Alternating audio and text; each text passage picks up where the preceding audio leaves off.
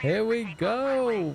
Welcome, everyone. This is... Oh, my camera's well and truly frozen. This is professional. Here we go. It's okay. It'll be fine. You don't need to move. It's okay. There I am. That's me. That's me done. All right. Well, let me just get all the audio stuff, because this is the first time I have done Jetstreamers since February, I think, or maybe even the end of January. It's been a long, long, long time. Yeah, it's you're a bit of a guinea pig. I hope you don't mind. Yay! I love being a guinea pig. Also, this is the first time I have flown live, which I've just remembered. I need to get my controls. Oh dear. You see, you know what? People were saying earlier about me being able to fly. I've never tried flying in this game at all, and I think I'd be really bad at it. If I can land, which is a big if, I think you can. Oh, I need to check that it is plugged in because there's a light on. Let's test this out. Now, are the buttons working? Yes, the buttons are working. Hooray! So I'll do my little intro thing and then we can get started. Cool. I've even got a little intercom voice. This is how professional it is now.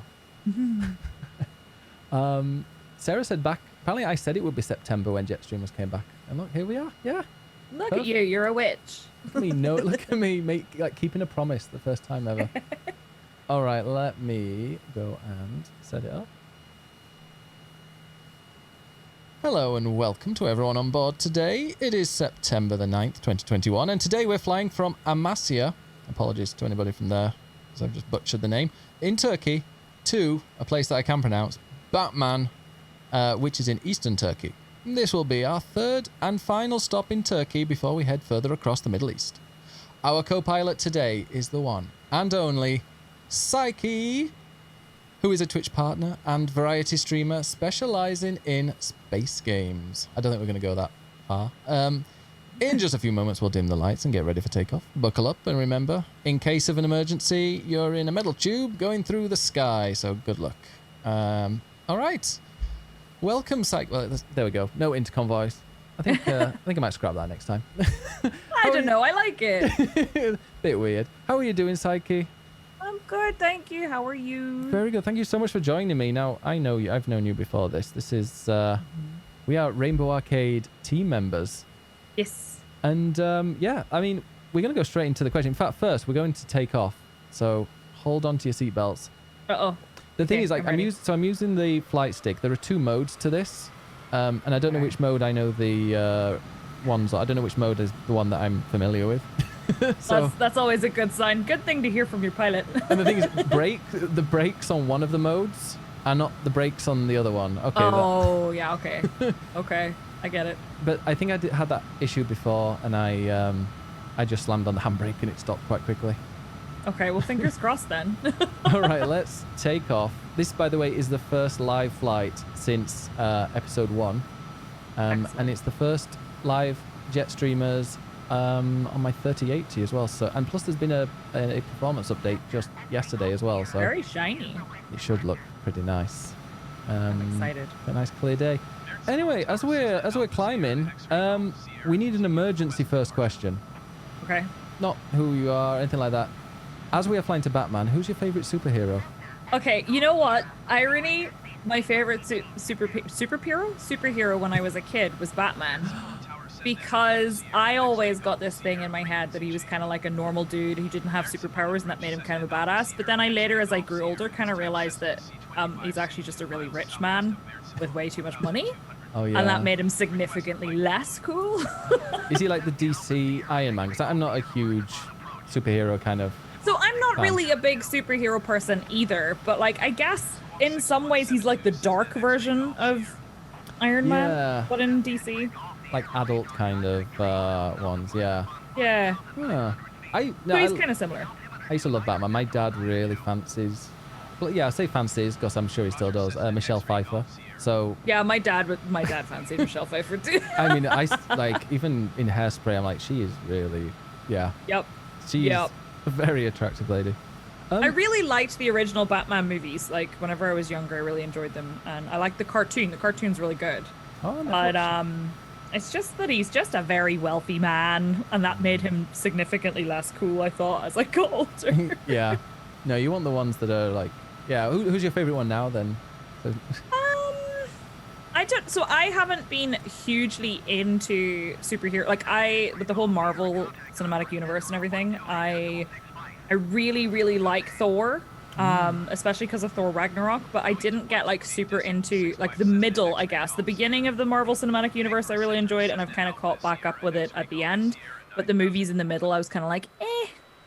Yeah, I think I watched the first one, and I've seen like the Avengers ones. I've no idea really what's happening with Avengers because I don't watch all the extra movies. So I'm like, oh, who's this person? I started catching up on them, and they are good, but I just kind of lost the plot a little bit midway through. I was just like, I don't know. But Thor Ragnarok was fantastic, and I really like Thor. Okay, should maybe give it a go.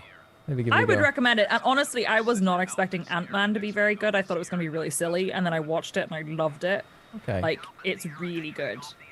Oh, well, I might have to, yeah, because I've got Disney Plus. They're all on there. Ragnarok's amazing. I think you will like Ragnarok. Looking at the chat, I think a lot of people are loving Thor Ragnarok. It's very good. I mean, there's also a reason why there might be a few people in the chat that likes it. Does he get his top off? Does he? Because if he doesn't and people still love it, then I don't remember. Does he? I think he might. Yeah, Money says yeah. Oh, okay. He's always topless? Is he? God, apparently I don't remember that, and that makes me feel really ashamed. I'm definitely going to have to check this out. I'm definitely going to do that. Oh, 1 second. Sorry, for some reason I've still got text-to-speech on, which I forgot to turn off. Thank you, Money. Dear me. Trolls. My own community trolling me with text-to-speech there. Typical. Oh, dear me. Okay, well, that was the one thing I forgot to put on my pre-flight checklist. Turn off text-to-speech. You see. See, this is how we're learning. What were we in? Like 8 episodes in? Yep. Yeah, you're always learning. That's okay. Exactly. All right, we're now cruising. So that means I can just sit back and chill, let autopilot, do their thing. Let's start at the beginning then. So, I mean, you have been streaming even longer than me. Why did you decide one day that you wanted to stream? And when was it? I started streaming about 7 years ago, ish. I think I might have done like a stream before that, maybe 2. I don't know. But I used to go to a gaming center called Game the World. It was really nerdy and stinky, but I used to hang out there all the time, and then I ended up working there for a while. But when I would go there, I would spend a lot of my free time there hanging out with people who played games and stuff. And I moved then to work in the games industry. And I basically left behind like all of my connections that I had from that gaming center. And I didn't really have anybody that I could just hang out with and chat with about games and stuff. And then I discovered Twitch. And I was watching, I don't remember which one of the streams I watched was the first one I watched, but I was watching a stream and I was like, I could do this. And then maybe I could meet people and hang out with them, and that would be pretty cool. So I decided to try it. And it was actually my partner who was like, you know what, you've been playing these horror games and you jump and you scream and stuff. Maybe you should stream that. So that's what I did. I think it was Amnesia. Oh, what? Yeah, jeez. Amnesia. It was scary. Yeah. Is there any any clips from that time, or have they? I have some really terrible old videos from back then, and like my sound quality is awful. I didn't have a camera. When I did have a camera, it was poorly lit and it was terrible. But I do have them. They're like really, really old, and I saved them on like a random YouTube account that I still have access to, which I'm really ashamed of. Like, watching them is so bad now. You'll never share them then? Well, I played them once on stream, and then the VOD has just mysteriously disappeared, so there's no proof of it. Damn it. Everyone, I think Mr. Wibble in the chat was about to go, and well, he was probably there. I know he does really like. Possibly. I feel like a lot of people have seen. Like, I played Fear, it's kind of like a horror game, I guess, but I played it and I got scared of my own shadow, which was really bad because it's not even that scary a game. But, you know what I mean? Like, I mean, if it sets sometimes it's just like the tension. Exactly. Yeah. Game really does it. Yes, I'm really susceptible to that. Yeah. 7 years ago was it just in TV then, or was it switching No, over? I think it was Twitch already, but it had like just turned a year or two before that from Justin TV. So I had no idea Justin TV existed until like I'd already been streaming for at least a few months. And I was like, oh, this used to be something else. But yeah, it was definitely Twitch then, and it had like a different logo and everything. It was very similar, but like the text was terrible, the font was awful. It was like it was a darker weird. purple as well, wasn't it? Yeah, I think so. And the font was like gamer font, you know what I mean? Oh no. Was it full of game? And what was it like? I mean, this isn't my question, but what was it like at the very start to, to stream on Twitch? I mean, I was very small. It took me a really, really long time to grow. Like, I know discoverability on Twitch is a lot harder now, but I do think it's a little bit easier to get started because a lot of people are, if this makes sense, it's like a lot of people are already a part of other stream communities. So when you start streaming, people are more likely to come and check you out. I literally only watched like 1 or 2 streams, and they were like really big streams. And I didn't talk at all. So like I started and nobody knew I streamed. I had like my partner watched me and that was it. And then it was like 1 or 2 people. And then eventually I think I built up to like 5 or 6 people for a while. I still have actually, there's one person in my community who's one of my mods now who has actually been watching me since like nearly the very first stream 7 years ago, which is really cool. Wow. They're still around. Oh, I love that. Yeah, somebody, Phoenix in London, came back the other day, and she's been from literally like day 1 or week 1 and stuff, and it's so cool. And they've seen you grow from the very, very beginning. Yeah, that's really nice. How it's changed. Why do you enjoy streaming? What works for you? The reason I really like it is because I feel like I can, but there's 2 things. One, I feel like I get to share something I'm really passionate about with other people, which is really nice because this is going to sound really silly, but I have a really hard time making friends, and I don't have a lot of friends in person in real life. So this gives me like an opportunity to talk about like nerdy stuff and game stuff with other people, and it's really cool. And the other reason is because it's kind of the first place that I've ever really felt accepted for who I am, which is, it's nice. And I feel like we've been able to kind of create our own space in a way, if that makes sense. No, absolutely. And have you been to any of the Twitch cons to meet up with people IRL, or is that? No, I did Twitch London once, and I didn't like it. There was nothing against Twitch London, like as an event. The event was fine, but like, I'm very introverted, and like I went and I literally, I've said this on my stream before, I literally sat in a corner in the dark and ate mac and cheese the whole event. Oh, because that's happening soon, isn't it? Yeah, there is. There's another. I would actually really love to go, but because of obviously the travel that I would need to do, it's not really like with the pandemic and everything, and also it's quite expensive. Yeah. But I would go again. I didn't like it the first time I went because I felt like, I guess I was still a pretty like small streamer, and I went and I met a bunch of friends, and that was really cool, but I feel like we could have done that at any time. It didn't have to be at an event. So I mostly just sat and ate really overpriced macaroni cheese in a corner. Okay. In the dark. Which was cool. But like it was nice. It's just I feel like it was a lot of travel and stuff for that. You know what I mean? Yeah. In London, everything's overpriced there. Oh my gosh. I'm down for a Twitch London next year. Absolutely. Hell yeah. That would be cool. Yeah, I'll join you for some mac and cheese in the corner. Yeah, I can be the creepy weirdo, but I will have a fellow person with me. Yeah, we'll be the mac and cheese people in the corner. Hell yeah. People will join us. We can all sit. I like it. Everyone will join us. We'll create the cult of macaroni cheese. Yeah, we will. How did you find streaming at the very beginning, though? So, like, when you first started, because obviously, yeah, you were part of 2 communities then that were really, well, you were watching 2 streamers that were very, very big, not necessarily part of the streamers. And it was just you said it was just your partner who was there watching. I was very small. I grew very, very slowly because I didn't really like, I hate using the word network, even though that is what it is. I didn't really talk to people on Twitch. The only people who really came to see my stream were people who I already knew, and that would be like 1 or 2 people. But eventually, like, somebody would wander in and they might stick around. I actually met the person who's my mod now, who's been watching since the beginning. We met on like this other random gaming website because of League of Legends. And he happened to come and watch my stream one day, and that's how that started.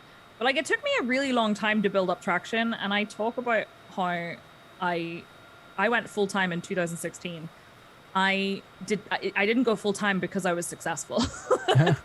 I went full time because I moved back home, and I was pretty burned out on my job, and I was taking a break.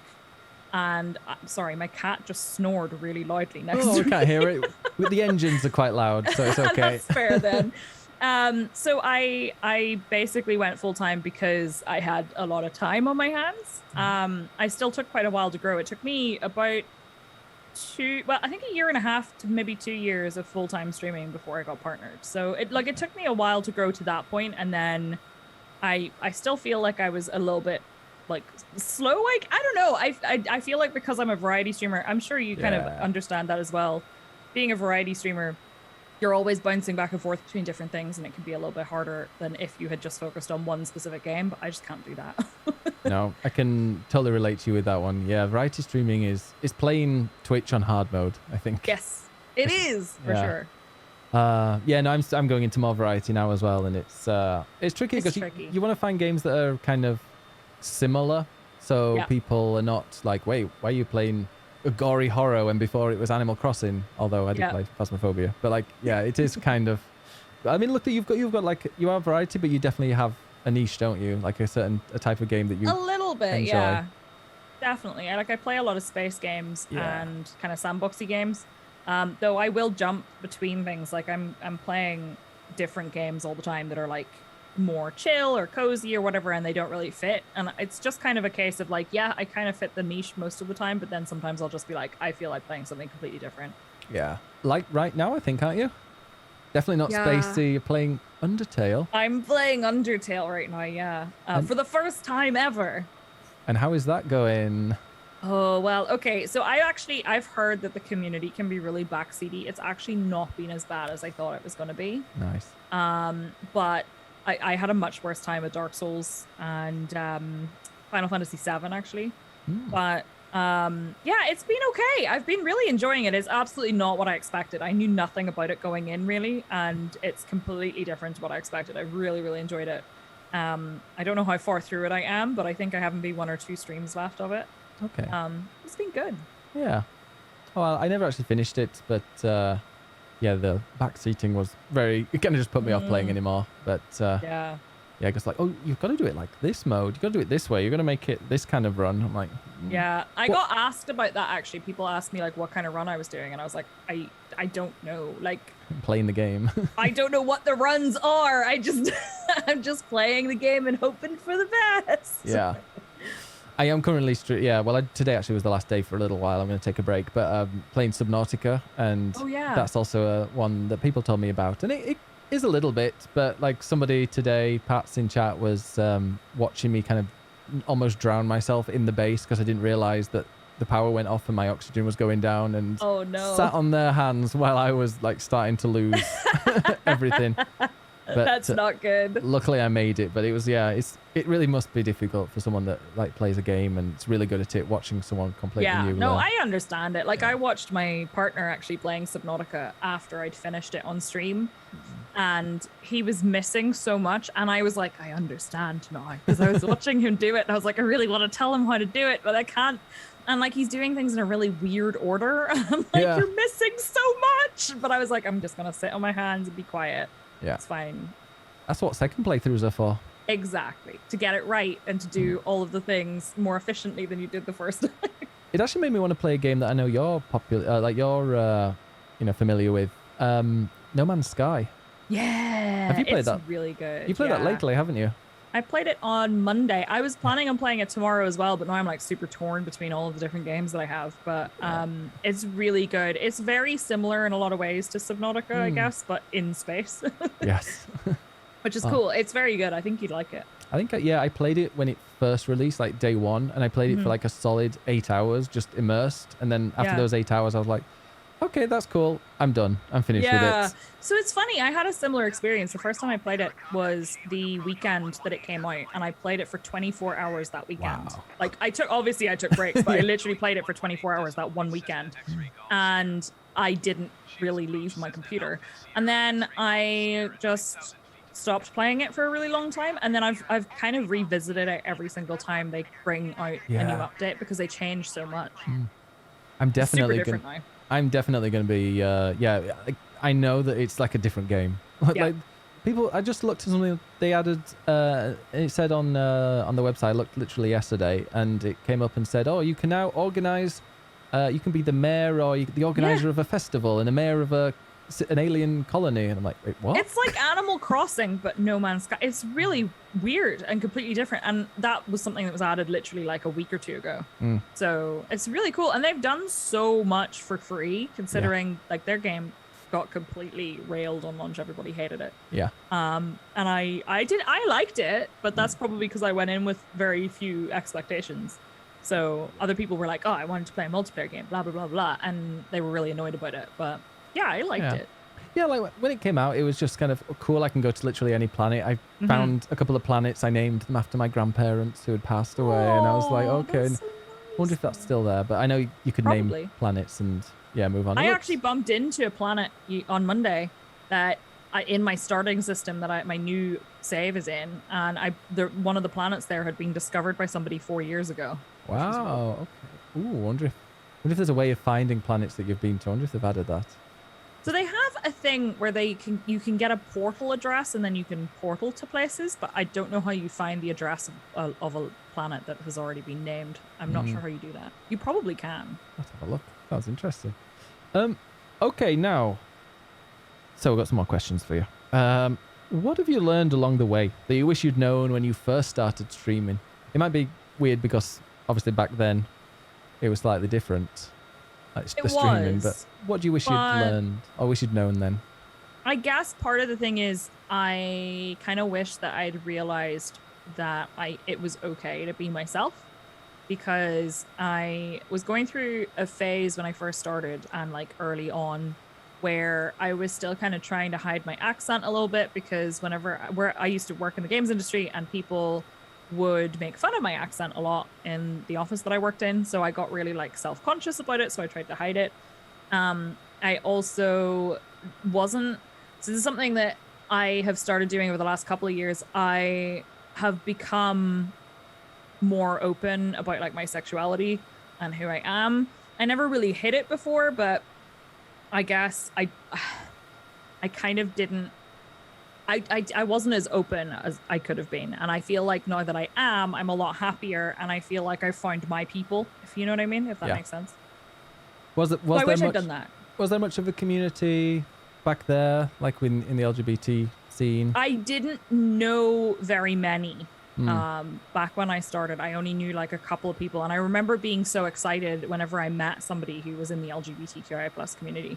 And either streamed or was a part of like another streamers community. And I remember specifically somebody who's in the Rainbow Arcade, who shall remain nameless, who I knew from another person's community. And I remember we were having a conversation in that person's chat. And I remember them sending me a message saying, are you, and I went, I'm bi. And they were like, I'm gay. And we were just like so excited. And that was really nice. So like having that and having that connection with people, I guess that was kind of part of what made me be more like open about. I never hid it. Like I always talked all the time about the fact that like I was attracted to this person, or I was attracted to that person, or I'd flirt with NPCs or whatever. And people made jokes about it, but like I never made it a big deal. And now I'm like, no, it's a really big part of who I am, and it's a big part of my life experience, and I want it to be a part of my content as well. So I definitely think that being true to myself has made a big difference. Exactly. Be thirsty on stream as well. Whoever. Hell yeah. Interesting. Yeah. Embrace it. Hell yeah. What advice would you say that you had now for people that were starting out? Like people, because obviously, like I say, it's changed so much, but you know how Twitch works now. You've been on Twitch for 7 years. I think one thing is to make friends. And the reason I say that is forget about like the networking or anything like that. Having friends who understand what you're doing and what you do and why it's important is really powerful. So having people who understand streaming, even if you're like, for example, I have a lot of friends who either do streaming as a hobby, other people who do it as a full-time thing, people at various levels of like community size or whatever. It doesn't matter. The fact that we all do it and understand the mechanics behind it means that we can have really good discussions about it and help each other. And I think that's really helpful. So like actually making connections with people and not worrying about it being networking, because the networking part, I think people look at networking as a bad word, and I still kind of do as well. But making connections with people for friendship and for support and all that, rather than it being just about growth, is actually really, really helpful. And I think that's something that people should definitely do. Do you think they should look, what about like with stream teams? What do you think? Yeah, Think people should join I think these? people are also very quick to jump onto like, you know, there's like follow for follow type stream teams and things like that. And I don't think they provide the kind of experience or support that people are looking for. I definitely joined stream teams, not that kind, but I joined like a stream team for one of the streamers that I used to watch before I started streaming.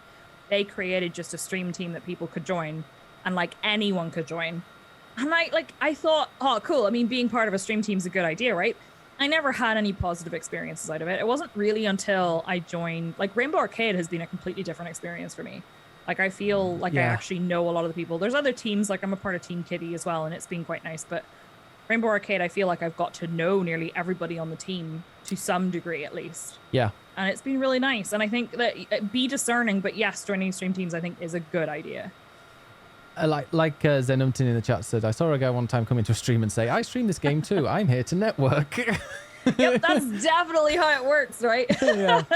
No, but I've said it before, like to John, I had no interest in stream teams because all the ones I'd seen are ones with like 30,000 members and it's kind of a hierarchy and those at the top tend to do well. And even ones that are like, hey, we're just building a really welcoming community, they can get so big. Even if they're built on the foundation of inclusivity and raising money for charities and stuff, which is all fantastic, but if there's just too many people, you get lost. You just become a number. Yeah, really. you just become a number. And I think a lot of people don't realize that can be, those teams can be built specifically to kind of like elevate the people at the top and not really care about the people below them, if you know what I mean. So like the leadership of the team in that case, they're like trying to make this team for reasons that aren't always necessarily good. And people end up getting taken advantage of, and that really sucks. And I'm just glad that I've not had that experience. I've had a really good experience with most of the teams I've been a part of. I was a member of two stream teams actually. One that I definitely felt the goal was to try and use the people in the team to elevate the people at the top. Okay. And another one that was just this really weird team that I joined for some reason, and people from the team would come into my stream and backseat me. I was like, I'm beginning to think this was a bad move. This is not a group I want to be in. I have invited people in to backseat in some way, so that was not the best move on my part, but I left those teams. Yeah, Rainbow Arcade is fantastic. It is different. A pity, like, not so many people can join, well, that they don't like accept so many people, because I know there's a lot of people that want to be a member, be a member of it, but then if everybody who wanted to be a member who would be a perfect fit joined, it would kind of lose its... Yeah. And I think like growing the team as well, obviously I'm speaking as like, you know, just a member or whatever, but growing the team, as long as it's done in a way that's sustainable, where you don't like explode into this massive team all of a sudden, I think that's fine. And I think that's probably what will end up happening over time. But and that's cool, because then you get like, I guess the opportunity, because every time we've had new members join since I joined last year, anytime we've had new members join, it feels like you're given a better opportunity to get to know them. Whereas if we had like, you know, 200 people all join at the same time, it would be unwieldy. Yeah. If that makes sense. No, it is nice. You really get to know people, especially when everybody jumps in and welcomes them to the team. What? But yeah, like, what do you? Okay, here's the big question. What do you like best about streaming? Are you not allowed to say community? You're not allowed to say the word community. I'm not allowed to say the word community. Okay. I'm just going to try and get a different answer, because I think everybody says community, but all right. If I'm not community, allowed to say community, yeah. So I should have given you that before. In a way, it kind of gives me an opportunity to channel my nerdiness into something productive. Because I'm really like, I know everyone who's a gamer says that they're a nerd, and there's this weird like stigma against when a woman says she's a nerd. Like, people seem to assume that whenever they say, oh, I'm a nerd, they're like, I'm a nerd. I'm like, you know, I'm one of the cool girls. I'm not like the other. No, bullshit. But I am a nerd. Like, I'm a turbo nerd. I'm a nerd who got bullied in school because my folder was covered in like Matrix Online cutout pictures that I printed off the internet. I'm a nerd. Okay. Like, I worked in the games industry, and my games industry colleagues called me a nerd. So I'm a nerd and I like to channel that into something that feels productive and like I'm creating something, if you know what I mean. Like I'm able to do something productive with that. And also to feel like I'm doing something good, because especially in the last couple of years, I've been trying to make it into a safe space and a welcoming space where people can feel comfortable being themselves. And that feels like I'm doing something good as well. They all love turbo nerds in there. People, I just saw chat. Yeah, people who work for League of Legends called her a nerd. Yes, one of them told me that I had to give my nerd card back because I didn't go to see whatever the most recent Marvel movie was or something at the time. That was a long time ago. And I was like, no. Wow. But like, other than that, yeah, people who worked on League of Legends thought I was like really nerdy and like it was a bad thing. And I was like, okay, you work for League of Legends with me, but okay. And you said that, so you became a streamer full time because work was, burning you out and stuff. Do you ever find that streaming burns you out at all? Yes. I have a problem. I really seem to go through like cycles of being like super, super motivated. And when I'm super motivated, I thrive off being busy. And that is the same as when I worked in the games industry, and it is the same here. And I will do too much, and I know I do too much, and people always make fun of me for being a workaholic, and I guess I kind of am. But I will go through those phases, and then I will burn myself out like doing too much, and then I'll come back. Usually what actually happens is I run out of the motivation and the super like turbocharged thing, and then I still have stuff to do, and I still have to just keep going because I've already made commitments and I'm doing all these things, and then I burn out. And I do it a lot. And what do you do to start? I hope this isn't this isn't burning you out. No, not at all. What do you do to like stop it? Do you realize when you're about to burn out, or do you just go straight in and then? Getting better at that. Okay. I used to be really, really terrible at it. Recently, I've actually been. So initially, I started doing this thing where I would burn out, and then I would take time off because I was burned out. I wouldn't really enjoy the time off, and then I would come back. I'm now starting to actually recognize it before, like long before it gets there. And then I take the time off beforehand and I actually use that time to recharge myself. And I think it's super important for people to take time off. I think a lot of the time people look at streaming and they just go, oh, but it's just playing video games or whatever. And it's not. And it's completely different. And it's like, don't get me wrong, working in the games industry as a project manager was more stressful, but like, this is still stressful in its own way. You know what I mean? 100%. I think Moni actually made a really good point. Time out after a burnout is not time off. It's sleeping days away. That's very true. That's very true. I did 100 days of stream back until the end of June, and I took a week off afterwards. And I didn't feel rested after that week off. I felt like another week I needed a week actual holiday after that. You just I feel like that's a lot. I've never done like a consecutive thing like that. I actually recently, I say recently, it was probably about, I don't know, what is time anymore? I've forgotten how like time has progressed. March 2020 or something like that. Sometime last year, towards the end of last year, I started taking one extra day off a week.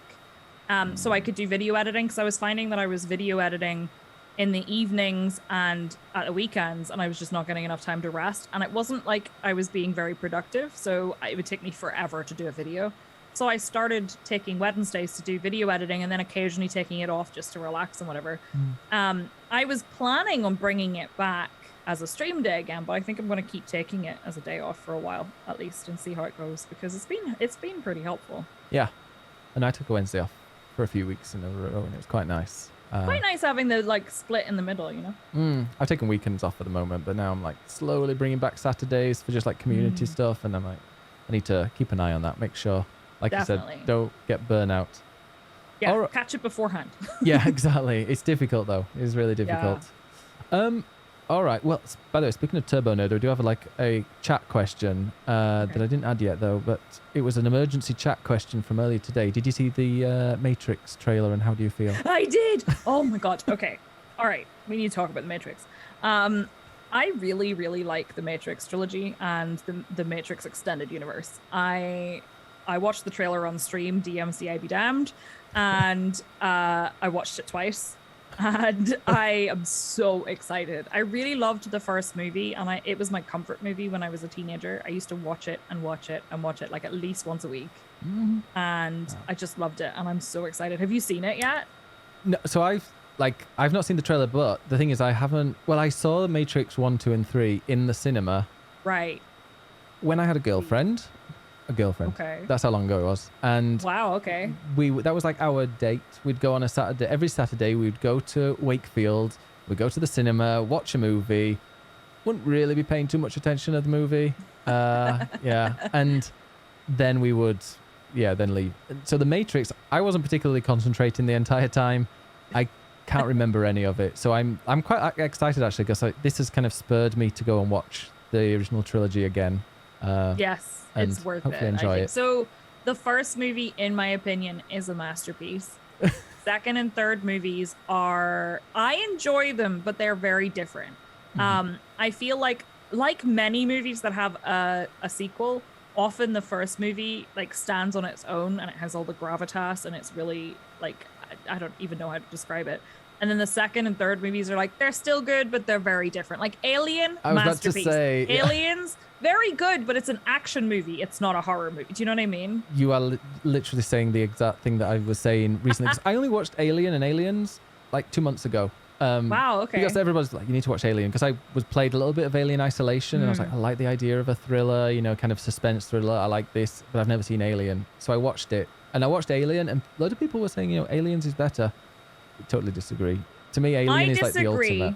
I feel like Alien is amazing and stands on its own. Aliens is incredible, but it's an action movie, and it doesn't have the same gravitas that Alien has. Alien is a classic.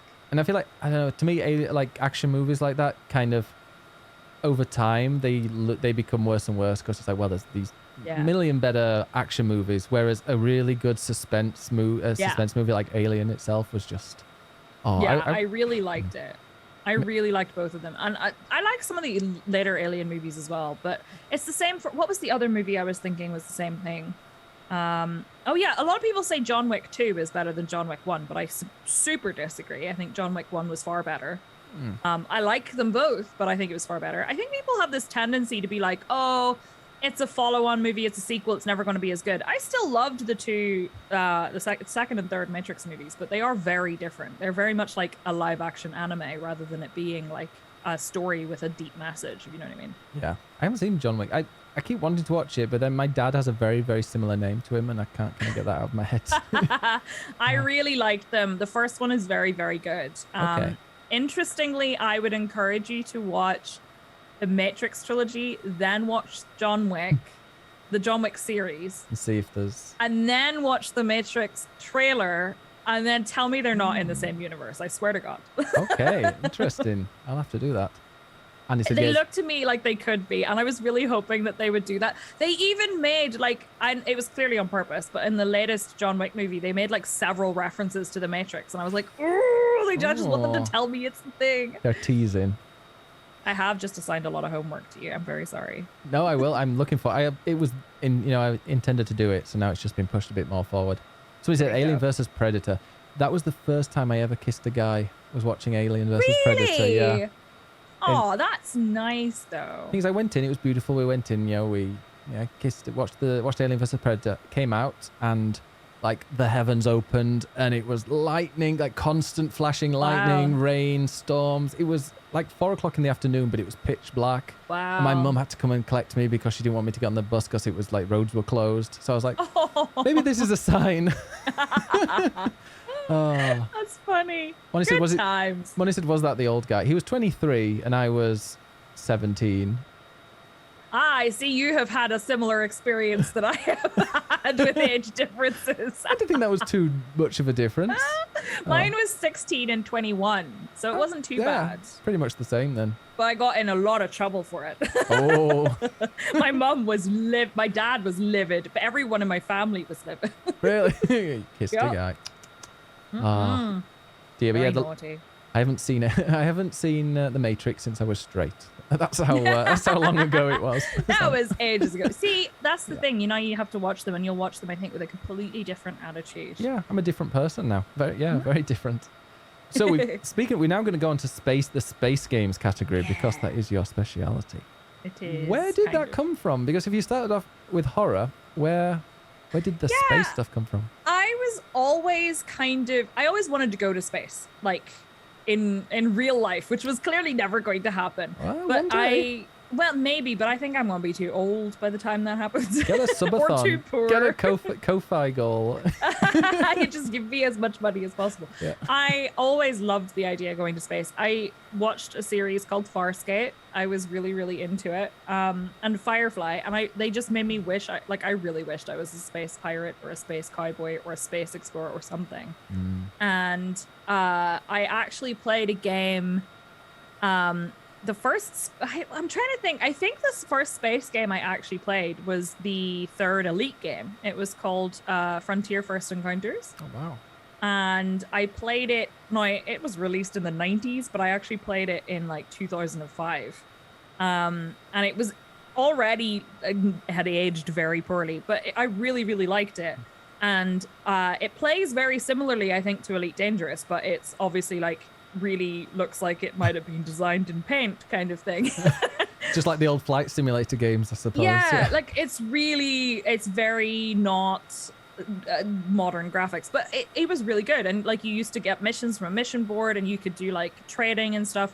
I did piracy and like I would shoot people in the game, but I really liked it and I really enjoyed it. And then I got into Mass Effect and I became obsessed with playing space games. So then I don't know what made me decide that I was going to start streaming them. I think it was just Elite Dangerous. I decided that Elite Dangerous when it came out. So that was the end of 2014, which is around the time I started streaming. I just decided to give it a try. And it was a horrible experience. Streaming it was awful. Yeah. There was very few people actually streaming it. And I was one of the few. And I got so many trolls and so many horrible people in my chat. I had the opposite. Elite Dangerous. So I actually bought Star Citizen, paid money for that. In fact, so when I first got my gaming PC back in 2017, January, I bought Star Citizen, the one, and I even paid for the story mode, thinking that I would get the story mode, and they're like, oh no, it's coming out soon. It's now September 2021, and it's nowhere near seeming like it's still not there. It's got like Mark Hamill and stuff in voice, like the voice actors. It's all like recorded and stuff. Yeah, Mark Hamill's in there. Wow, okay. But I was so fed up with that I ended up getting Elite Dangerous, and I got my first ever like big raid. I had playing Elite Dangerous, and so to me it's always had like a special thing. I had 44 people. Like it. I still remember. Oh, there you go. For somebody that had like I 3... like it a lot. Yeah. It's a really nice community. Like genuinely, it is a really nice community. But I had such a horrible. It's the same thing. I'm going to tell you what they said because I still remember it. I had somebody who came in during my first Elite Dangerous stream who said to me, I was the top streamer at the time with like 10 viewers or something because there was nobody playing it. And they said something along the lines of, if somebody this ugly is the top streamer for a game, you know it's bad. Jesus. And at the time, I hadn't ever had anybody be particularly mean to me on Twitch. So I was just so shocked that I was like, oh, I don't think I want to play this game anymore. I think Jinx says it well. WTAF. Yeah. It was bad, right? And like, don't get me wrong. I don't think I've ever actually encountered that kind of thing again in Elite. But the first thing that happened to me when streaming Elite was something like that. And I was just like, okay, all right. That's not good. No, yeah. You always remember your first troll, don't you? Yeah, you do, don't you? Oh. But thank you to the raiders that are in. We are currently, if anybody is new here and is like, what's going on here? This is Jetstreamers. It's a podcast, round the world podcast, starting in Cardiff in United Kingdom, traveling all the way around the world. And eventually, one day in the future, many years in the future, we will arrive back in Cardiff. I was watching a friend yesterday playing a truck simulator, and I saw that today that Bus Simulator came out. I was like, if we ever finish Jetstreamers, we're going to go on a bus trip around the UK. Sounds great. You want nerdy? There's nerdy. That's pretty nerdy. Yeah, that's pretty good. We're currently flying over Turkey. We're about to land. Well, we're not about to. We're not too far away. I think maybe about another. A bit too close, actually. I've got so many questions to ask. Yeah, we're going to be going to Batman in Turkey, obviously. And this will be our final stop in Turkey before we go across further to the east, the Middle East. Okay, another question. If you might have to do like a rapid fire bit later on. If you could live in any sci-fi universe, what would it be? Ooh, Ooh, probably Farscape, but I'm sure it's nothing to do with Claudia Black at all. It's definitely not because she's in it, and I would absolutely fall in love with her. I've never seen Farscape, or is it a game? It's a TV show, and it's super nerdy, and like it's a space opera more than sci-fi, so it's like really not super hard. Like there's some hard science in it, but it's like really, really nerdy. There's aliens, right up my alley. I actually met so anyone who watches Farscape, the actress who plays Zan, the blue plant lady, I met her at a convention in Dublin, and I actually found the signed photo she gave me while I was there of herself, and it's in my living room right now, and it's so nice because she wrote on it like to my friend, my name's Kirsty, to my friend Kirsty, something like from your big blue friend. And I was like, oh, that's nice. She's really cool.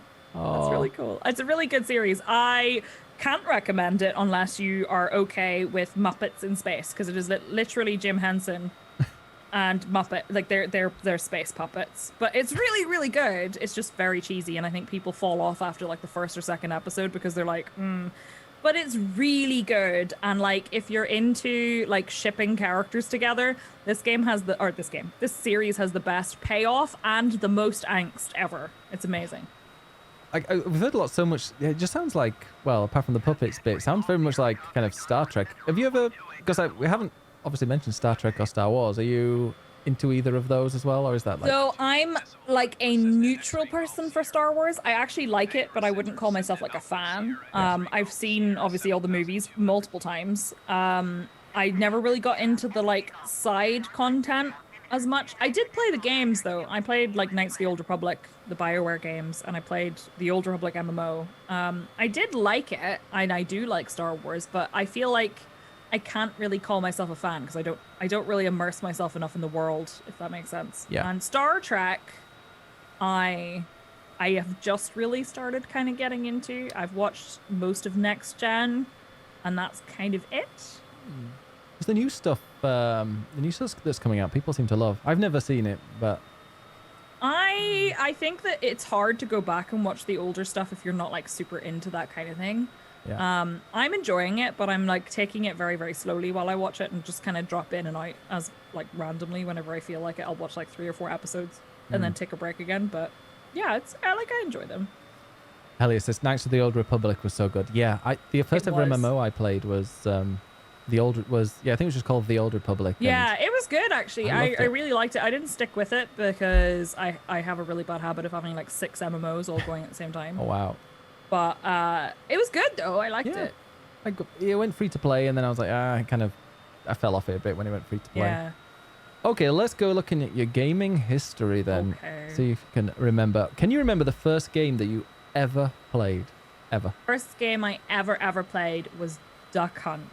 Oh. On the NES. That's Duck Hunt. Yes, Duck Hunt. I always feel like I have to say that. Duck Hunt on the NES. And it was really good. Yeah. I really liked it. And I think the earliest game I played, but I played it a lot later, was Oregon Trail. Wow. Which was good. Didn't they recently bring back Duck Hunt? Oh, like it's on the NES thing. It might be. I don't know, but it's not going to be the same with like the light gun. Because like I feel like you need the light gun.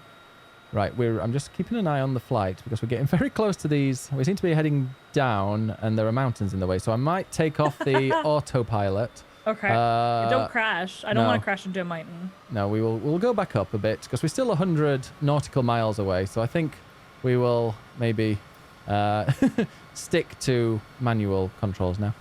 Okay. Because I mean, trusting myself though, I don't know, but we'll see. Well, we'll see how that goes. Oh, I don't know. So that was so the NES was your first console. Was it yours, or did you? My dad bought it for me, and what I find really weird about that is that my dad doesn't play games, and he was never into gaming, so I don't really know why he bought me an NES, but he did, and that was when I was 5, and I played Duck Hunt and the Mario game and Top Gun. I played Top Gun. Oh yeah, there's actually a Top Gun expansion coming for Flight Simulator. Really? Yeah. Ooh, I think that's cool. Is the new movie coming out, or has it come out? I think so. Yeah, I think so. No idea. Okay, I'm trying to read the questions and make sure the plane doesn't nosedive. What game do you think you've put the most time into? Probably. Okay, there's 3, and I wouldn't know which one I've put the most time into out of the lot. Elite Dangerous, Skyrim, and Quake 3. Okay. Because I used to spend a lot of time playing multiplayer with like people online in Quake 3. Like literally every single day after I got home from school, I played Quake 3. Wow. And yeah. And wait, have you played Skyrim on stream?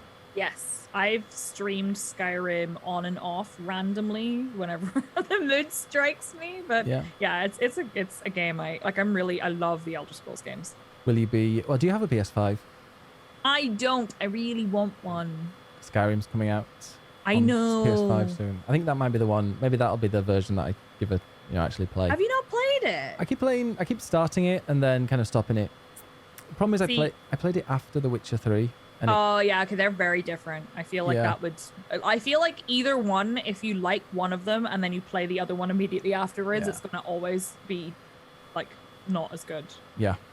But yeah, I've heard a lot of people say that The Witcher 3 is like their preference. They would much prefer it to Skyrim. Skyrim has very little direction in comparison. Yeah, I think that's what it might be. But there will be a day I do play it because people seem to love it. Good. And, yeah, I mean it's got mods have added a lot of extra life to it because I mean it came out 10 years ago, so.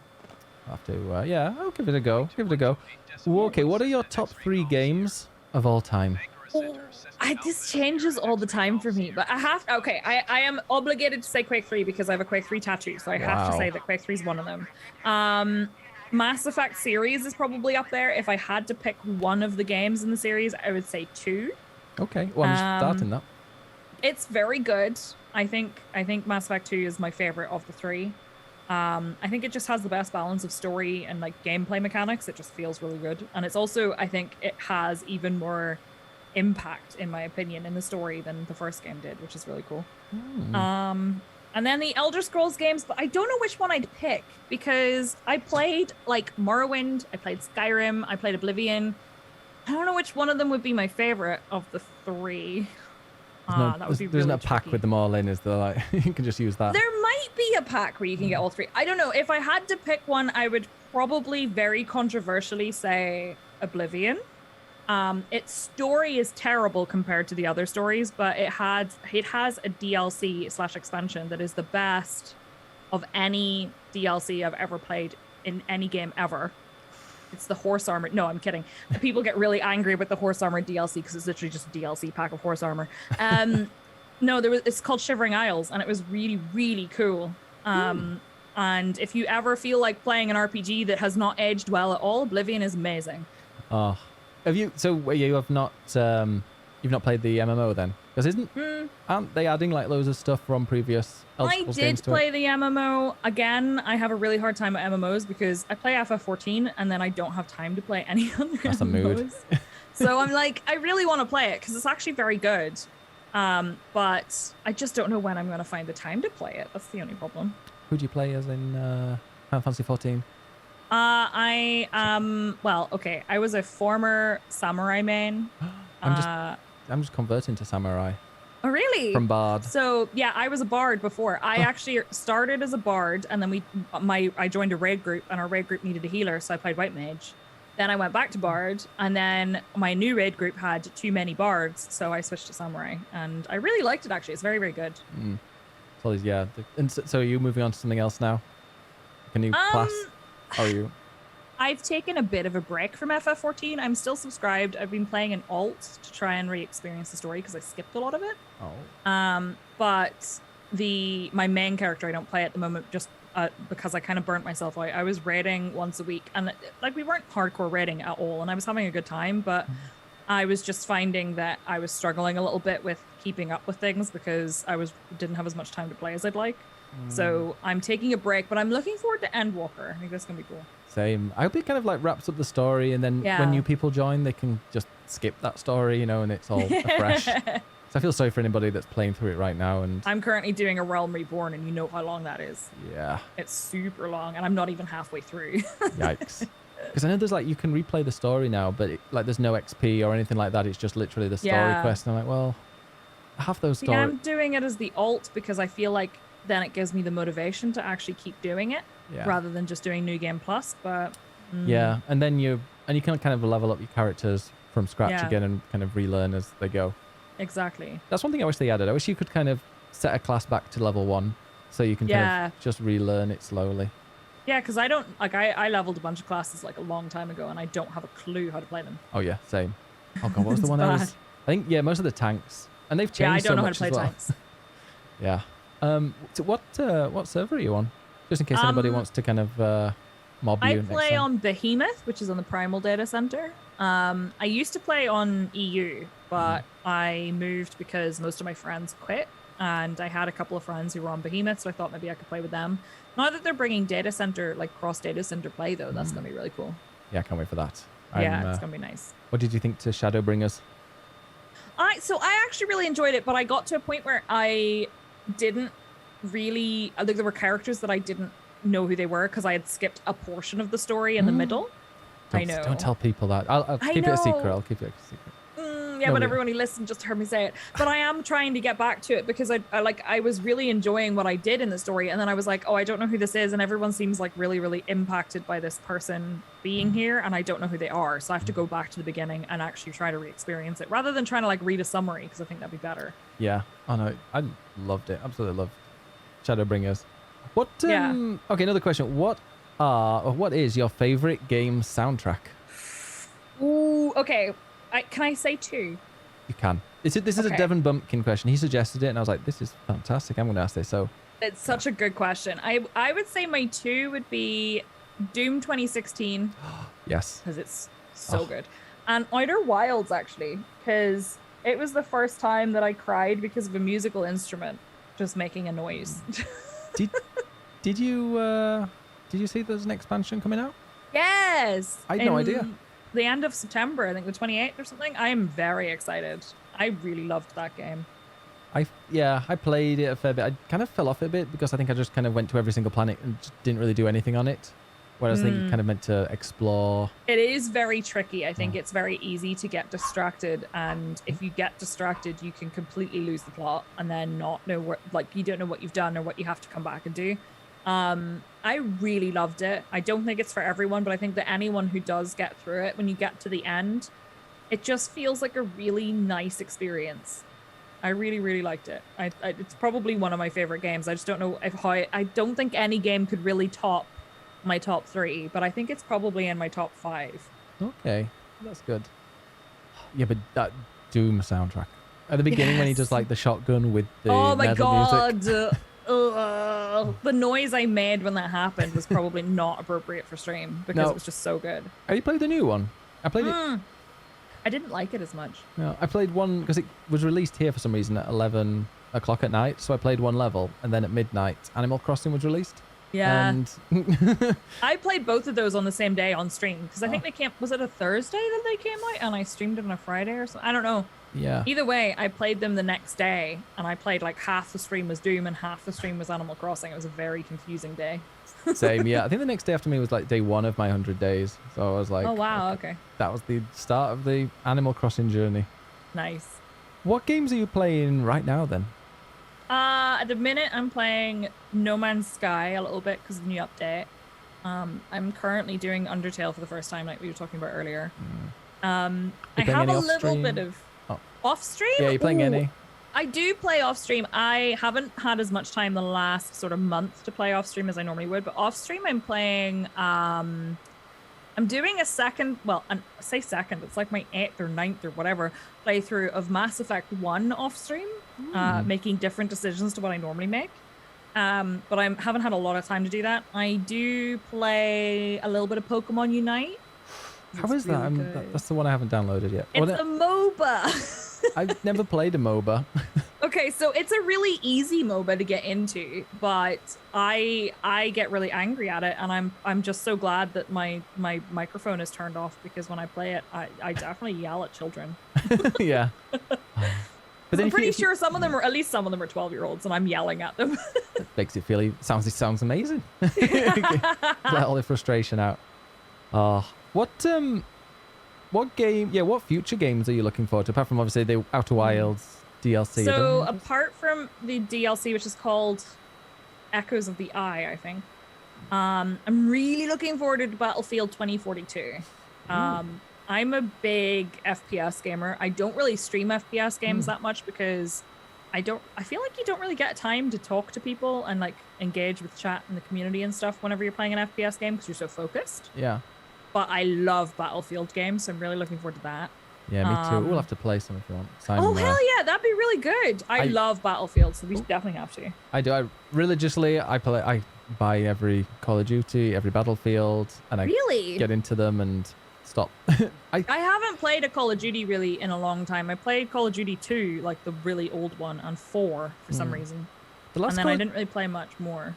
The last one I really liked was World War II because it's kind of old weapons. Actually, yeah, I did play that and it was pretty good. I didn't play it for a very long time, but it was pretty good.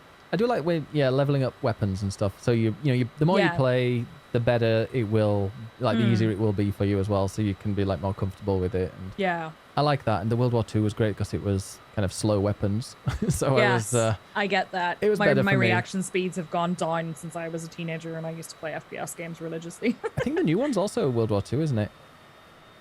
Yeah, I think so, which is a bit bizarre, I think, because with Battlefield 2042 coming out, they tend to kind of be similar time era, and now we're getting like a futuristic Battlefield and then like a past Call of Duty, which is kind of weird, but yeah, I'm quite looking forward to the change. I remember when it was all futuristic stuff, and I think they brought out Infinite Warfare, Call of Duty Infinite Warfare, and people were just like, please stop. But the story was phenomenal actually in that one. It was really, I never really good. played it, but I've heard different things from different people about it.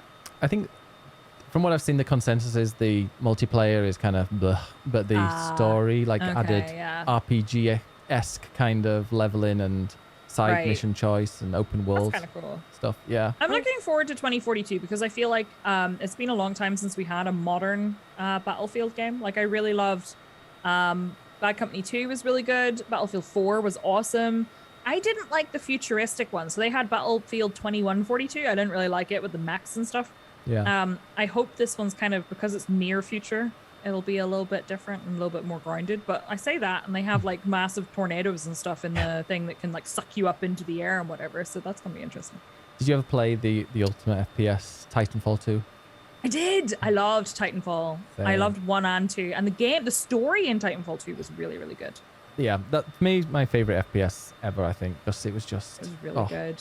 Every level felt like a different game. Do you ever play Apex, actually? Because they're very similar. Yeah, no, I've played quite a bit of Apex. Mirage main, they're I am. very similar. Just because I got a really good skin from Mirage, so I'm like, okay, I'm going to stick with him. That's fair. Nice yellow one. That's fair. Okay, what is your game of the year so far? Have you been playing any games that are out this year? That one's really hard because I feel like I have a really bad habit of leaving games when they come out until like way later. But I think how do you do that? Subnautica Below Zero. How do you do that? It'd save me so much money if I learned how to do that. I feel like Subnautica Below Zero, because it officially launched this year because it was early access before. I think it launched in May. I played it in June. It was really good. I still don't think it was as good as the first game, but I really liked it. And it would probably be my game of the year. It's really hard for me because I can't think of any games that have launched this year that I've actually played. Not Mass Effect Legendary Edition? Well, I didn't really want to count that because Mass Effect released so long ago. But yes, if I can count Legendary Edition, it would be Mass Effect Legendary Edition. I cried whenever I launched it. Oh, okay. So that seems like a decent one. Yeah, I played the first one for the first time. Like I played it completely fresh. Played the first one, I really enjoyed it. Then started playing the second and was like, oh, this is a step up in like ease of use and like you can the controls and the shooting mechanics. I'm so glad. God, the first one is really janky. It's a lot less janky in the Legendary Edition than it was in the original, but it is so janky. Yeah, there's loads of things that don't quite make sense, and then in the second one, it's like, wow, this is like a modern game almost. Yeah, the inventory management in the first game is an absolute nightmare. Yeah, I remember that. All right then. So we've got 2 more before we go on to the chat questions, and there are some interesting ones in there. What are your plans for the future and goals? So I really want to diversify my content, I guess, because I feel like at the moment I rely very heavily on Twitch, and I kind of want to make content in different places. And I know this is probably the highly motivated part of me talking. And then in like 2 weeks time, I'll be like, no. But like right now I'm like, I want to make YouTube videos and I want to write my blog and I want to do lots of different things. So I'd really like to do that. And that's kind of like my goal, is to have like a consistent kind of release schedule for other content on other platforms. And I really, off topic ish, I really want to get into voiceover work in some form. I don't know how. I don't think I could ever really do voice acting because I can't do any other voice. Well, I can do voices, but I can't do other accents at all. I just do this. That's a great voice. Thanks. Really That's good nice. voice. Speaking of using your fantastic voice in other ways, I didn't include this in the questions, but how was it presenting the Northern Ireland Game Awards? That was scary. I loved it. Thank you. I was really nervous. I have this really bad habit of saying yes to things because I think they're really, really great. And they are. And it was a really great opportunity. And then I get to the day of and I'm like, curse you past Psyche. Why did you agree to this? Because I was like scared. Such a mood. I was so scared. Yeah. And the thing is, there are a lot of things I could see could change because they kind of organized it in a different way. And obviously because of the pandemic, it was a little bit harder. So we went there and they didn't even really have like a show order or like a script or like anything. So I was kind of like scribbling my script down right before we went live. And it was fine. Although there is a bit where, I don't think it's clear in the video, but there's a bit where something went horribly wrong. Oh. And the person who was like behind the scenes, swore like really, really loudly and then like slapped his hand over his mouth. Now they had just managed to mute him so you couldn't hear him. But then I went my microphone and you can see apparently my microphone was off, but you can see me doing it. And I was like, yep, real professional. What's the timestamp? I'm sure everyone's going back to that now. Luckily, I don't remember, so I can't tell you that. But yeah, it was cool. It was very scary, but I feel like it's a good opportunity to try and kind of practice hosting, and maybe that's something I can revisit when times are a bit different, Oh, that was great. Yeah, it was so good seeing it. A streamer with legs as well. I know. Who knew? They have legs. It's the first time I'd actually gone really very far away from my house since like last year because of the pandemic. Yeah. Oh, how did you feel afterwards? Very, very tired. Oh, yeah. Like the introvert batteries, super, super down. But it was good. It was really good. It was a good opportunity. Awesome. Yeah, and I was like that with when someone's like, "Hey, you play Minecraft? Do you want to do Twitch Rivals Minecraft?" I was like, "Yeah." And then the next day, I was like, "Wait, what did I just agree to? I don't play this game." Yeah, so, that feeling. I know that feeling it's so such well. because you're like, "Oh, I'm going to do it." There's all you can only think of the positives, and then afterwards you're like, "Wait a minute, I've got like crippling anxiety of doing things like exactly. that I don't know Oh about." my gosh, it's terrible. It's so hard. But you push yourself sometimes. In the end, it can be terrifying, but yeah, but worth it. It's just like until you finish, it's like, what have I done? You know your limits and you know where to push them, I suppose. We're getting quite close to the... Look, it's even getting like dark and evening. On my old PC, if I ever tried to do this late at night, like when the sun was going down, my PC would be like on fire, 2 frames per second. It's so nice having this. I'm still doing it in manual as well, because we'd be in the side of a mountain by now. Well, you'd be doing very well to be reading the questions and also manually flying. That's good. Yeah, I can do this. Easy. Yeah, Pilots, they get like overpaid. You're a professional pilot. All right, let's go into some questions then. I'm going to go very quickly I'll skip to that one very quickly. Why purple? I don't know. It kind of was my favorite color when I was younger, I guess. And I'm a natural blonde. This is very obvious in that my roots are currently natural showing. Blonde. But I have always kind of wanted my hair to be really bright colored, and I had my hair purple for a while. And then whenever I started streaming, I said that if I ever got partnered, I would dye my hair purple again. So then I did, and I kept it. So glad I didn't make that promise. But like, because I would have, yeah. Oh, but it really suits you. Do you get any comments when you're out and about? Sometimes, most of it, it's really funny. I left the house just after my stream today before I came on here. And I went to go and get some stuff because I realized I wanted sandwiches and I didn't have anything for sandwiches. And I went out to go to the shops and somebody walked past my house and just stopped outside my gate as I was about to leave and kind of looked at me really weird. And I was like, I'm sorry for existing. Wow. But like mostly it's nice things. Like I had a lady stop me in Tesco one day, and I thought she was gonna. I speak very loudly. I think I project my voice because of streaming. Yeah. My friend and I were looking for something, and we were talking, and I laughed quite loudly too. And I thought the lady was gonna come and tell me off for being too loud, but she stopped me and went, excuse me, I really like your hair. Oh. I don't know how to accept compliments, so I was just like, thanks, that's really nice. Oh, that is really nice. It was very nice. And she was asking like, how did I do it and all this stuff, but it was just really lovely. And like I had an old lady do that too in Asda, walked up behind me and was like, I really like your hair. And she said, I'm too old to have my hair like that. And I was like, no, you're not. You should do it if you want to. Live your best life. Living in Spain for quite a few years, there's always like, in like an old lady group, there's always one person that has like a purple hair. And I don't know if it was living in Spain or something, or like red or a little bit purple. You can do Maybe that. it's an old lady thing. Yeah. I can't wait till I'm an old lady. All right, let's go with some other chat. Someone says, I think I know this, but what is Psyche's favorite non-space game? I think we've maybe covered, but what is your like number one that isn't spacey?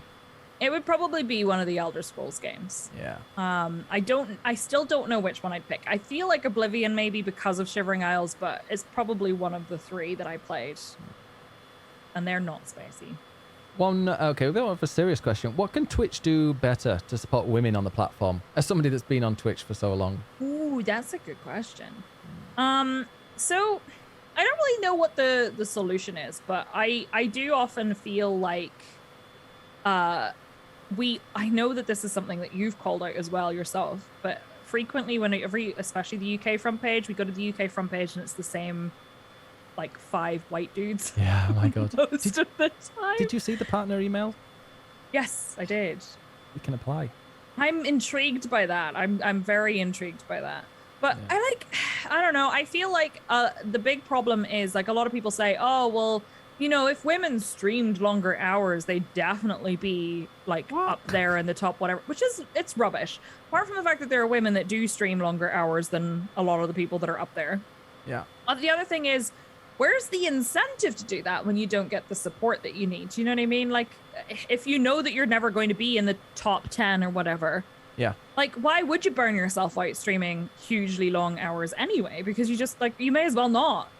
Like, does that make sense? I feel like it's really frustrating to feel like women aren't, and it's the same for, like, excuse me, sorry, I have the hiccups. It's the same for like not seeing LGBTQIA plus people, not seeing people of color, not seeing women on the promoted on the front page more. I just feel like we kind of fall to the wayside a little bit. And people tend to say, oh, well, it's because these 10 people who are the same 10 people every single time are just more entertaining. That's not necessarily true if I'm going to be diplomatic about it. Yeah, we've all seen the guy from the In-Betweeners on there. Yes.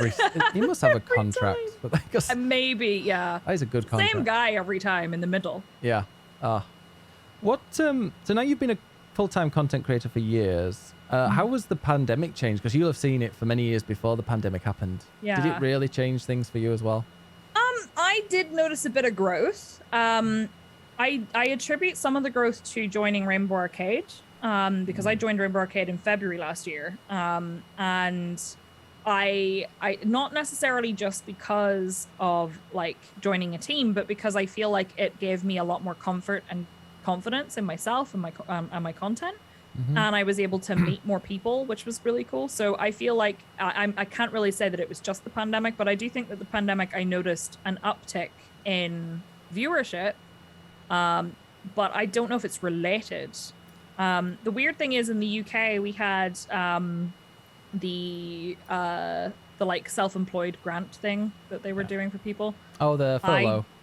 I did a self-employed one. Yeah. I didn't take the option because I was kind of like, as far as like income and stuff, it was kind of the same. Yeah. So it felt like taking it. Yes, I could have taken it because I still qualified, but then I was just going to have to pay taxes on that, and I was going to potentially have to pay more taxes than I would have had to pay if I just continued as I was going on. So I didn't really have the same negative impact that I think some people did. I definitely had a lot of people who came in and they would work from home. And most of the people who watch me, I think, work often in the tech industry. They work from home they work in the tech industry and watch stream while they're working. So people who were working from home had a bit more time to chat, which was really nice, but it's been a bit weird. did you have your government rebate thing by? I just typed some stuff in, say that I was working from home, and they gave me 60 quid. What, really? Yeah, I'll send you a link. Yeah, it was just like I want 60 quid. Yeah, it's I got it. Also, we're very, very close. In fact, we're flying pretty much over Batman. Normally at this stage, it comes up with the like the entry route and stuff, not showing. So we might be freestyling it, which will be cool. A disaster, but we'll see. Okay, now this is a good one. Actually, I've always wondered this, and I might ask this to a bunch of streamers. How do you shut off after streaming? I used to be really terrible at it. I've started doing a couple of different things. I have started working out again. I used to work out a lot anyway. I used to like do martial arts, and I like lifting weights. And I've started kind of doing that, and I tend to do that now after my stream ends, so that it feels like it. One of my friends basically recommended that if I'm going to do a workout, to maybe do it after stream as a good way of kind of like cutting off like my stream and switching to a different mindset, and it has actually been really helpful for me. While like just listening to music or an audiobook or whatever, or I have a bath. Which are two very different things, but like I just feel like having something that's in it, like I have to leave my office. If I stay in my office, I will work. I know I will. I will edit videos, I will write stuff, I will check emails. I have to leave my office physically. And I did this really good thing where I got a new phone, and I kept my old phone as my work phone, and I was planning on not having my Twitter account or anything on my new phone, and then I broke that rule, so I really need to go back on that and fix it. Oh no, it's good. Just disconnecting, especially from Twitter and social media, things like that. Okay, we're kind of keeping an eye on how to actually get there. I don't know if I'm going to have to like manually contact the airport. And then they sometimes do it. Does Batman actually have an airport? Batman's? I think that's Batman on. Oh, that's Demirel. I don't know. I think Batman is actually a place. It's got like a up the workers kind of statue I've seen. Okay. Oh, I've just heard. I think this sound that's playing over the tannoy. I think this is me contacting, because I've now got two. Yeah. I think if I turn around. I'm not going to do it too quickly or we'll plummet. That's not a river. Yes, there we go. Oh, excellent. We do have a landing path. Success. Okay, now I can breathe a bit, because I don't... Oh, I've mentioned this on stream before, but the other day... Because when I fly over America, we're going to go and switch to like a kind of rickety old plane that just, takes its time, take a long time over there. And so I practiced with one, and I was like, I just flew from one New York airport to another, and I turned it a little bit, like I'm doing now with the plane. Turned it the slightest bit, it did a barrel roll. So I was like, okay. Goodness. And then I practiced landing at the airport, and turns out this airplane takes a bit to slow down. That one doesn't, and it kind of just plummeted and crashed at the beginning of the airport, at the runway. So I'm going to have to relearn to play this. Nice. Okay, here we go. We've got 3 more questions. If you could live, these are all from chat, by the way. I apologize. Next, that's one thing I need to do is actually put names so I can say who did it. It was actually Mr. Wibble, I believe, that said what shuts you off. That might also be completely wrong. So, oh no, actually, there's some more. If you could, wait, did that one? Here we go. When you first met Ben on Twitch, what was your first impression? Oh my God, he's mispronouncing my username. I did that twice. Did you mispronounce my username? I called you Psyche. Oh, everyone calls me Psyche. I think I just tuned that out now because I'm so used to it. See, I'm the opposite, because somebody wrote Psyche in the Discord, I think it was, even today. And I was like, oh, Psyche. Wait, that doesn't make sense. Oh, yeah. Okay. I don't know. I remember there being like a Monty Python reference whenever I think I raided you. Yes. And I thought that was very funny. DMCA had to get rid of them, unfortunately. Of course. I guess I was really pleasantly surprised, because a lot of the Twitch teams, that's not to say that I expected you to be an asshole or anything, but I am when you get to know me properly. Whenever I've been in Twitch teams before, I have never actually really met anyone from like here, kind of like, be it Ireland or the UK. I've always met mostly people from the US, so it was really nice to actually meet people from kind of a similar place, because I feel like we have in the British Isles, we have like the same kind of humor and the same kind of like attitude towards a lot of stuff.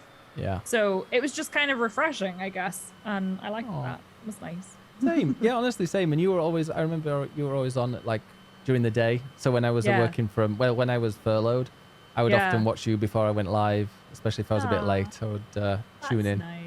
see what you're playing. You also have a very kind of chilled atmosphere and friendly atmosphere, which is when I'm Thanks. streaming is. I my have a life's really bad stressful enough. habit of being chill and then like randomly being incredibly chaotic all at once. That works. That works. You know. Definitely a thing. Right, we're getting close to the landing, but I'm going to try and read this at the same time. If you could live in a game's world, which game would it be? Oh, we've said that about the We did space. sci-fi. Yeah. If I could pick a different game world that wasn't like, because I picked Farscape, which is a TV series. So if I were to pick a game world, I want to say Elite Dangerous because I feel like I'd still get the spacey vibes and that'd be really cool. Mm. Even though I feel like I'd probably die very quickly. Yeah. That would be fun. Also, I'm just remembering, I don't remember the flaps button. Oh So, no, are we going to crash? we're not going to crash, but there is a... Oh, wait, is that a button? No, we're stalling, though. Oh dear. I'm trying to work out the flaps. I think that... Oh, there we go. Flaps. Okay, we find flaps. It's asked for my landing gear. Oh, did I accidentally put them up? Oh my goodness. There we go. Landing gears down. It says too fast, and we are not currently lined up to the runway, but we will get there. That's okay. I mean, I just hope there's nothing in the way to where you're about to land. No, no trees. In fact, actually, that field looks very inviting. But yeah, Andy says if he catches a Psyche stream, he knows it's a little bit too late. It's time to go to bed. Sir, I have a cat who's just currently decided to groom himself directly in front of my camera. Oh. It wants a good view of the landing. Here we go. Landing. Hell yeah, here we go. I think actually this might be lined up. It's just how quick.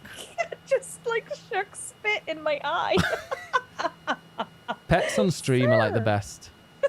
Oh my god, this might be one of the best landings I've ever done.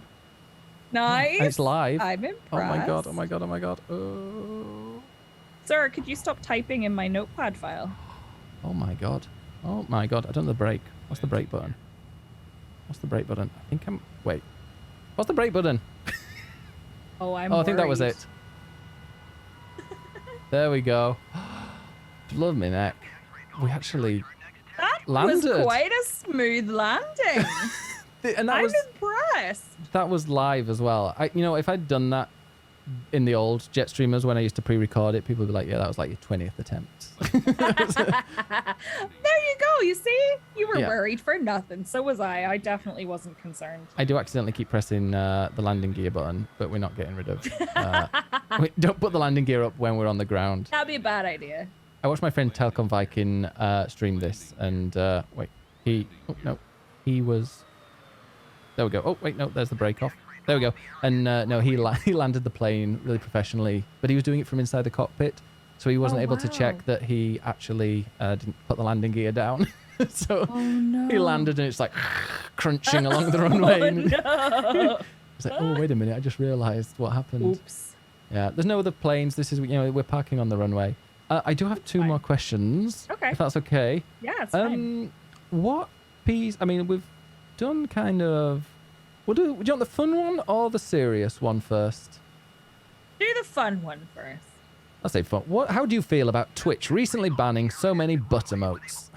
I think that's rubbish. I have a butt emote, and I just hope they don't notice it. Is it jiggly or is it static? Because apparently it's the jiggly one. It is static, but it is a very, very curvaceous butt. I'll show you. Yeah, anybody in chat who has Psyche's I have emotes, it. I'll show you it. Because it's a tier 3, so show that. it's a butt. very, very curvaceous butt. That is bulbous. That, It is that bulbous. butt.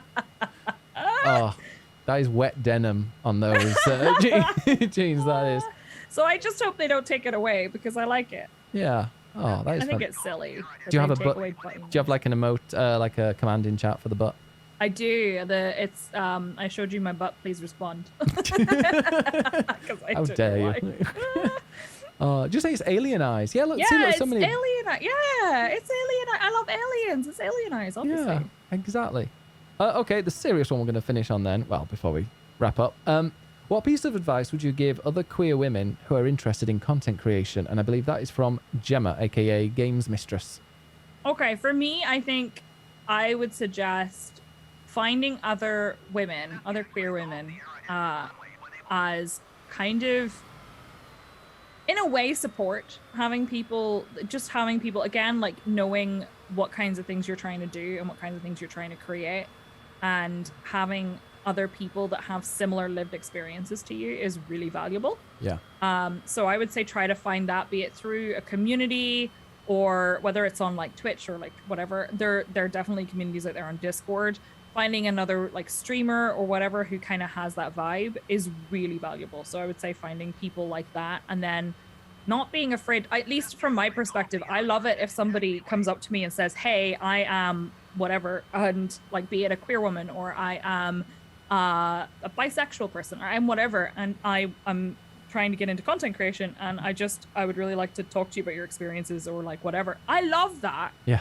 I really I want to support people that have similar experiences to me, and I really like doing that. So I think there are probably other people, I mean, there's bound to be other people like me out there. So like finding communities that can be supportive of you is really, really valuable. And I would say try to seek that out one way or the other. Yeah, definitely watching people. I thought this was a taxiing bit where you taxi off the runway, but I think it was just a little path, and we're now in the field. Are we in a field? We're currently slowly. Yeah, we'll make our way because we need to get back, to the shed or whatever where we're parked. I see. Actually, I think it might be around the other way. I don't know. We're going on an adventure. Yeah, we're off-roading. Frozen in back. Get the Batmobile.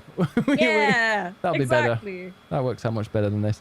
Okay, well, Psyche, thank you so much for joining me on this return to Jetstreamers. Oh yeah, I was meant to get to the end of the runway actually. I don't know why it went off. Thank you so much for joining me, and it's been amazing chatting to you. It's been really nice. Thank you so much for having me. I really appreciate it. Literally, I could have chatted to you for hours. I feel like I can talk the ear off people if given the opportunity. Love that. Absolutely love it. I think that's the streamer top quality, isn't it? Yeah. You have to have that. So do you have any events coming up? Any plans? I actually do. So I am going to be a part of an Elite Dangerous tabletop RPG that's starting this Sunday. I'm excited. Is that on your stream or on It's not on my stream. I will be hosting it, but it's on a channel called Adventure Tavern. I am going to be playing a character called Mara Pocket Rocket Murphy. That's amazing. She's a racer pilot who has a busted up ship that she really desperately wants to repair. And that's kind of her motivation for why she's basically trying to earn money in the Elite universe and make her way. So that starts this Sunday at 7 p.m. BST so that's the 12th of September. And we'll be running for, that was my cat, I'm sorry. We'll be running for a while. And I am also planning some charity events, but I have no idea what they're going to be or when they're going to start. But I will be doing some in the not too distant future. Excellent. Yeah, and obviously on Rainbow Arcade, I imagine there's something coming up soon. They're always thinking of something. Mm-hmm. I feel like it's something's coming. Oop! I followed it. Says Jinx. Oops. Oop. There we go. We've got the shout out in chat as well. Thank you. And when do you normally go live? When can people find you live on your channel? So I stream Mondays, Tuesdays, Thursdays, and Fridays on my channel, which is twitch.tv/Psyche at 12 p.m. BST, and I usually stream for about 5 or 6 hours. I take Wednesdays off at the moment because I do video editing for my YouTube channel, but apart from that, yeah, Monday, Tuesdays, Thursdays, and Fridays at noon. How's YouTube treating you? I get a lot of, it's weird. I have really varied viewership on YouTube because a lot of people come to my channel for my Elite Dangerous guides. Yeah. And then I put other stuff up there, and people aren't really all that interested in it. But you know what? We keep working on it and see where it goes. Brilliant. Yeah, no, they're very invaluable. In fact, I watched one just as I was going back to it. I need to watch a few more to kind of understand. I need to make more, but I'm not really sure what my next one is because a lot of things have changed since Odyssey came out as well. So. I'm trying to park it. We're so close to parking the plane, but the wind is really affecting it. How rude. My YouTube channel's been pretty much destroyed now after the the last week. But That's not good. But someone said like it doesn't even matter if you just get the the engagement. So if I've got that 100 is true dislikes, with a lot of social media. As long as you're getting the engagement, it doesn't matter. So yeah, bring on the hate, you horrible little beasts. Those 100 dislikes, I'm not scared of you. Yeah, thank you for improving the algorithm. I appreciate it. Exactly. Right, did I turn on the handbrake? I did. Oh no, I didn't. Oh shit, I'm just running. Oh dear. That's the handbrake. Okay, I think I ran over the ground person. Now this is where I always screw up because I'm not quite sure how to turn the engine off. Do you ever have that problem? There is a button somewhere to turn the engine off, but you know what? We'll just stick it in park mode and get out. Oh, this might be it. No, there is a button somewhere about, turning it off. One day I will learn where it is. One day. Yeah, but today's not that day. All right. Well, thank you again so much for joining. Go and follow Psyche at twitch.tv/Psyche. If you're listening to this on a podcast and you're like, wait, how do you spell that? Psyche. Go and follow her. And Jetstreamers is, you can listen to this and you can listen to all previous ones and future ones when they do come out at jetstreamers.fm.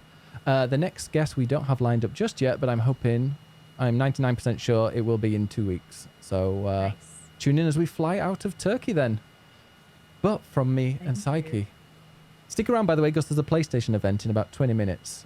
So we're going to be watching that. This is a long night tonight. But yeah, thank you so much to Psyche and to everybody else who was in chat. Sorry I wasn't too interactive, but we're, with the podcast, I'm trying to, ask all the questions.